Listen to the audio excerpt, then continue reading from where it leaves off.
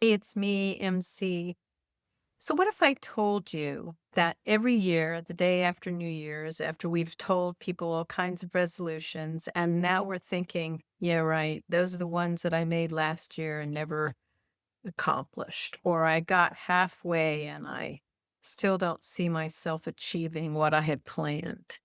What if I told you you can let go of that frustration? You can let go of that feeling of being stuck and recognize that you had nothing to do with failing. In fact, it wasn't a lack of willpower and it wasn't because you were motivated enough. But the real reason is that your brain is hardwired to do something that it's familiar with. So, in this episode, I want to talk to you about the simple hack that works instead with your brain instead of against it. And so, by the end of this episode, you're going to have a simple process to help you reframe your thinking and your brain so that you can tackle what it is that you truly desire in 2026. So I'm MC and I come each week to share things about health and aging so that we can stay as functional into our 80s and 90s as we desire. And that's my desire, and I hope it's yours too. So please click that like button and think about subscribing. I'd love to see you here each week where we can share these elements that will make us thrive and be functioning into our much older years. So, why is our brain doing this to make us feel stuck? Or why is it that we keep having this problem where we're not accomplishing the things that we really desire? Even though we've got good plans, we've made a goal, and we've outlined our actions, but somehow our brain is not following through. I think you have to think about it like when you're driving to work. Think about if you're in the car and you suddenly find yourself at work. You don't remember the path or the roads or the turns or the stoplights. You just went that way because you know it so well. It's the same thing with your brain. Your brain knows this path of the way that you are every day, your habits, the way that you engage with people, the way that you follow things, the way that you think about yourself. And all of this is in our brain. And guess what? Our brain loves to stay on the same path. So, despite having all this wonderful ideas about wanting to do something different in the new year, you really need to take on and tackle your brain because despite your best efforts, if you don't really go and crash the path that you've been on, your brain's not going to figure it out because your brain already knows this path that it's very well worn to follow. So we really need to help ourselves by creating a different process so that we're not going down this familiar path of what it is that we've always done, but we're doing something different. We're thinking about ourselves in a different way. We're not going to be on autopilot. We're going to be intentional about what we're choosing to do. We're going to let our brain suddenly become a leader, like it's the CEO of what you deeply desire, so that you can really let go of not seeing what you deeply desire through by next year.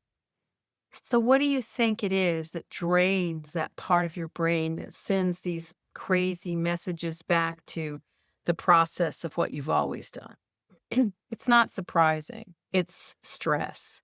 Stress is the biggest issue that we have that keeps our body and our brain in some kind of a fight or flight mode. And it really doesn't allow us to start to open up to different ways of thinking, different ways of acting, different ways of being. We are going to, when we're doing stress, our body wants to go back to an automatic kind of place. It goes back to this reactive place in our brain. So it's really easy that suddenly, if we become weak about some goal, like we wanted to write every morning, or we wanted to get up and exercise, or meditate, or do some kind of a new practice, maybe it's just getting up early in the morning. That simple pathway, if you're stressed, is going to be one that you don't embrace because your brain is just not, it doesn't have the fuel to do it. And so your response is, listen, I'm just going to go back to bed. Or why did I ever think that I could do this? Or what was I thinking about? Or later, this is the one I always use. I'm going to do this later in the afternoon when I'm more awake. Do I do it? No. 4:30 comes and goes, and I still haven't done the exercise I had wanted to choose, or the reading of the book, or the writing of whatever it is I had planned. I just totally ignore it. And I say tomorrow's another day. So trying harder is not going to get us there. Working more or doing something that we think we're needing to be more intentional. None of that is going to help us change the pathway that our brain is on. So we really have to work smarter and not harder, because our brain is really amazing. If you can get it fueled with a wonderful system, you can learn to really hack it so that you're allowing the way that your brain works become your ally instead of your enemy, so that we stop fighting the process of setting up new ways of being versus falling back on what's familiar, what we know, because it's less stressful, or it's less frustrating. It doesn't feel pleasant in the moment. It feels hard. So what have we got to do? This is where we really have to set up something new and be committed to it. And it's not a difficult process. It's not like we're going to come in with a machete and start hacking away so that we create a new pathway for ourselves to be, or we're going to somehow dream up in our minds a new person that we see ourselves as that feels fictional. No, we need to use what's called the brain's most wonderful capability, which is neuroplasticity. And I just love neuroplasticity because it is just this big word that says that your brain has the ability to rewire itself. It has the capacity to create new connections in your brain, so that every time you have a thought or a strengthening of the connection towards your desired beingness, your brain starts to create those pathways that it knows or it will become more familiar with. It's through repetition that we get our brain to start doing something different. And we have to be very intentional about creating this new path so that our brain gets the message that this is where we want to go versus the old way, which is the way that we used to do it. So, what do we have to start with? We have to let our breath rule. So the only way to really be successful is to really let yourself get less stress. You need to start with a clean slate, a place where you don't feel stress. So you do need to get into this place of deep calmness, this wonderful letting go of the flight and fight mode where you are anxious or your nervous system is hyper regulated and your cortisol is all over the place. You really need to start getting that breath, regulating your nervous system. And I really recommend that you do it the night before. I think you should do it at the night before you go to sleep. I think you should do breathing exercises right when you get up, because this is what's going to set the stage for you to start doing something new. So, doing just a simple 4x4 breath exercise is really going to start to change the state of your brain and your body, to tell it that, hey, it's safe to do something new. It's safe to create something that you deeply desire. And then after you get into this habit of breathing, maybe you take 5 to 7 days where you really commit to breathing before you go to bed, a breath exercise when you get up. And I often use this wonderful app. It's called Breath. It's free. And I just put it on and it gives me my wonderful, and I'll leave the link. It's called I Breathe. It's simple. I don't know if you can see it, but it's this I Breathe and it just has these exercises. You schedule it for the before and you do it. I say commit to that 7, 10 days. If you need 2 weeks, do that.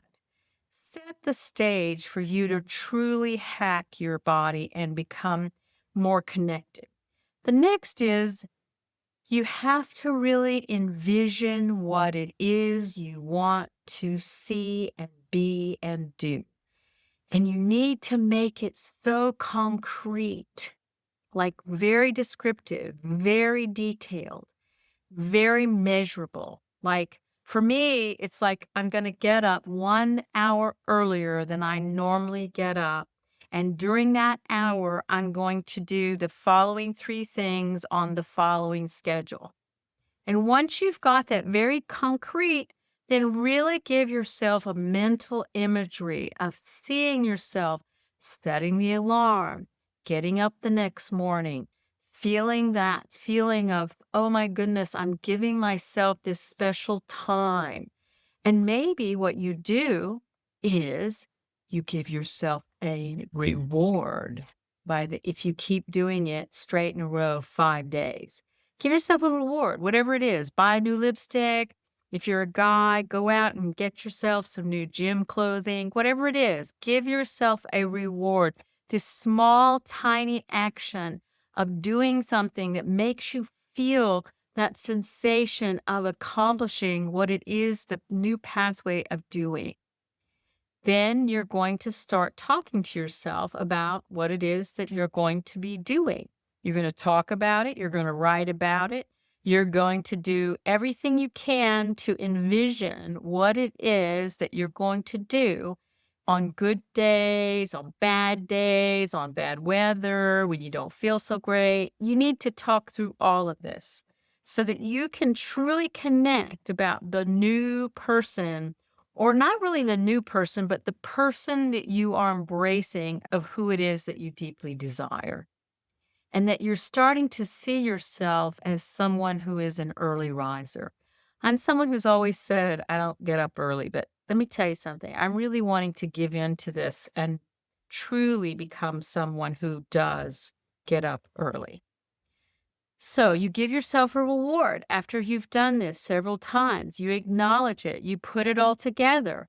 So, what does this actually look like? It's a 15-minute daily routine that you give to yourself so that you can develop this new pathway in yourself that really acknowledges the person you are. Not that you're becoming, but that you are.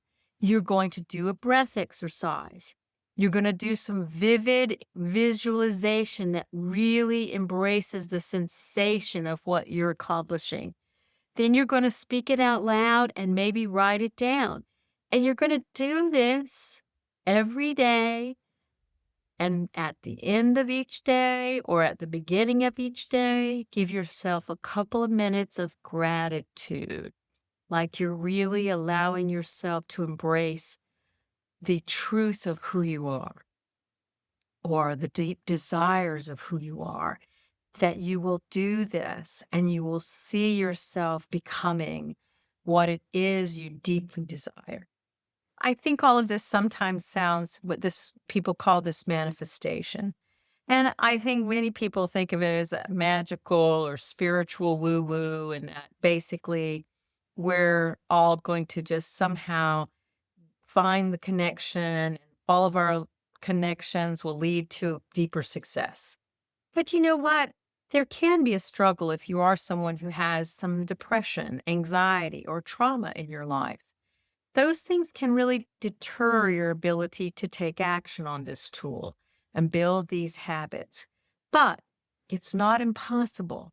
So if you see yourself struggling and you keep doing and doing and you still are struggling, like I always share, seek professional help. It might be time to get that therapist, that counselor, someone who can help you navigate this deeper sensations of depression or anxiety, or just a simple frustration that maybe you don't have a clear vision of what it is that you see as possible.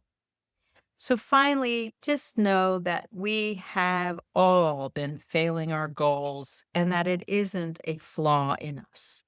But sometimes it's the science that unfortunately keeps us stuck because we're not really embracing what it is our brain is set up to do. But if we can hack ourselves and stop this autopilot process and put in new pathways so that we're using neuroplasticity and reward systems, you can really get to a place that you want to call that deeper sense of what you desire in your heart. So I call mine the morning manifestation time. Now, you might want to come up with something different, but I call it that so that I can stop fighting what my brain always lends me toward, and I start to give myself a new path to follow so that we can do something that's different other than just this simple process of setting goals. They call them SMART, and we don't end up being where we want to be by the end of the year. So be well, my friends. You have this one precious life. Let's live it intentionally this year. Now let's think about how we can use the breath and our imagination and our ability to make new pathways that our brain will welcome every day. And please think about subscribing. It's me, MC of Healthy by George. I come here each week to share all those things that are going to keep us healthy and thriving well into our 80s and 90s. I'll see you next time. Bye-bye. So thank you so much for joining me at Healthy by George. I hope you found the information inspiring and that it encourages you on your wellness journey. Because remember, your body, your well-being are a most precious gift, and every tiny action taken daily can make a huge difference. I hope the information here is educational purposes and is not meant to replace your medical care. See your doctor and talk about what works for you. If you enjoyed today's content, don't forget to give it a thumbs up and subscribe to my channel. Your support means the world to me, and it helps me continuing creating content that inspires and empowers you to live your best life. Goodbye for now, and join me again at the next Healthy by George.